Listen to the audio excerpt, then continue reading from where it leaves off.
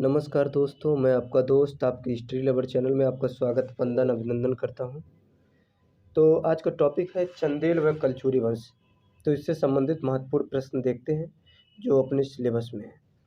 तो पहला प्रश्न है, जेजाक भुक्ति किसका प्राचीन नाम था? तो बुंदेलखंड इसका आंसर हो जाएगा। बुंदेलखंड का प्राचीन नाम था। अगला प्रश्न है कि किस शासक के नाम पर जेजाक भुक्ति का नामकरण हुआ? तो जय शक्ति। अगला प्रश्न है, चंदेलों ने किस लिपि का प्रयोग किया? तो देवनागरी लिपि का प्रयोग किया। और अगला प्रश्न है, परमाल रासों के रचयिता कौन है? तो जगनिक परमाल रासों के रचयिता हैं। अगला प्रश्न है, चंदेलों की राजधानी कहाँ थी? तो चंदेलों की राजधानी खजुराहो थी। अगला प्रश्न है, खजुराहो लेख में किसे परम भट्टारक कहा गया है? तो हर्ष को। यहाँ पे अब हर्ष एक दूसरा है, ये चंदेल वंश का है, और एक हर्षवर्धन है, और एक दूसरा बाद में आता है श्रीहर्ष, वो दूसरे वंश का है। तो ध्यान दीजिएगा, सब अलग अलग है। अगला प्रश्न है, हर्ष की धर्म से संबंधित है? तो हर्षवर्धन हम लोग जानते हैं बौद्ध धर्म से संबंधित है, और यहाँ पे हर्ष की बात की जा रही है, तो हर्ष वैष्णव धर्म से संबंधित है। अगला प्रश्न है कि कनिंघम के अनुसार चंदेल वंश का संस्थापक था? तो चंद्रवर्मा। कनिंघम महोदय कहते हैं कि चंद्रवर्मा चंदेल वंश का संस्थापक था। अगला प्रश्न है, खजुराहो में विष्णु मंदिर का निर्माण कर वैकुंठ मूर्ति किसने स्थापित की? तो यशोवर्मन इसका आंसर हो जाएगा। अगला प्रश्न है, चंदेल को किसने पूर्णतः आर्य माना? तो सीवी बौद्ध महोदय ने इसे पूर्णतः आर्य माना। अगला प्रश्न है, शून्य का एकमात्र प्रमाण मिलता है?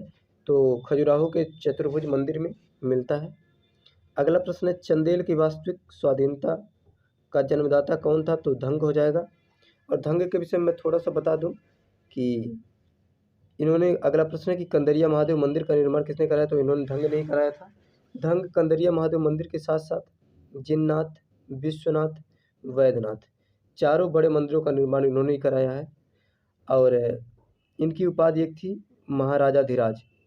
और ये धंग जो थे, इन्होंने संगम जो है गंगा यमुना सरस्वती, हालांकि सरस्वती तो अब है नहीं, सूख गई है, तो इलाहाबाद में मतलब अपना प्राण त्याग देते हैं अपने अंतिम समय में। और अगला प्रश्न है, चंदेल निम्नलिखित में से किसके सामंत थे? तो चंदेल प्रतिहारों के सामंत थे। चतुर्भुज मंदिर का निर्माण किसने कराया? तो यशोवर्मन ने कराया। चंदेल वंश का सबसे शक्तिशाली शासक कौन था? तो विद्याधर था।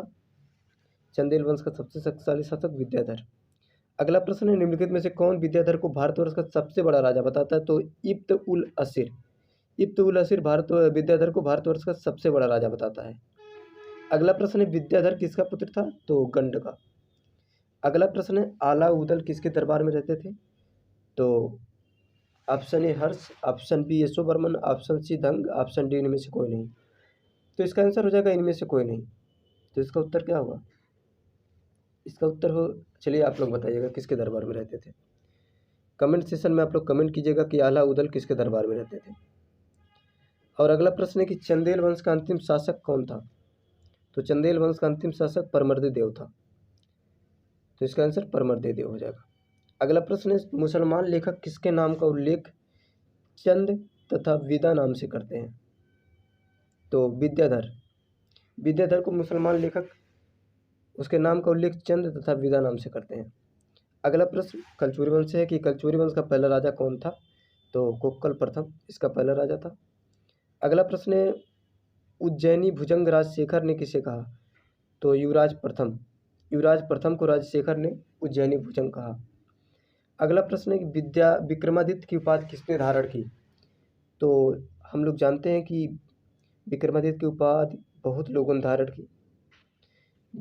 पूरे भारत में 14 लोगों ने धारण किया, जिसमें हेमू जो है, हेमू विक्रमादित्य 14वां का उपाधि, वह आखिरी शासक है जो विक्रमादित्य का उपाधि धारण करके किया हुआ था।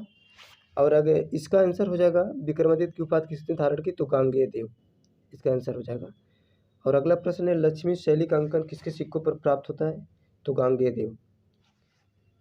और 64 योगिनी मंदिर का निर्माण किसके शासनकाल में हुआ? तो युवराज प्रथम के शासनकाल में। अगला प्रश्न है, किस शासक ने अपने नाम के सिक्के चलाए? तो गांगेय देव। अगला प्रश्न है, त्रिकलिंगाधिपति की उपाधि किसने धारण की? लिंगाधिपति की उपाधि किसने धारण की? तो लक्ष्मीकर्ण इसका आंसर हो जाएगा। अगला प्रश्न है, त्रिपुरी के कलचुरी वंश का अंतिम शासक कौन था? तो विजय सिंह इसका आंसर हो जाएगा। तो आज के लिए बस इतने ही महत्वपूर्ण प्रश्न थे। तो मिलते हैं हम अगले वीडियो में किसी टॉपिक के साथ। तब तक के लिए धन्यवाद।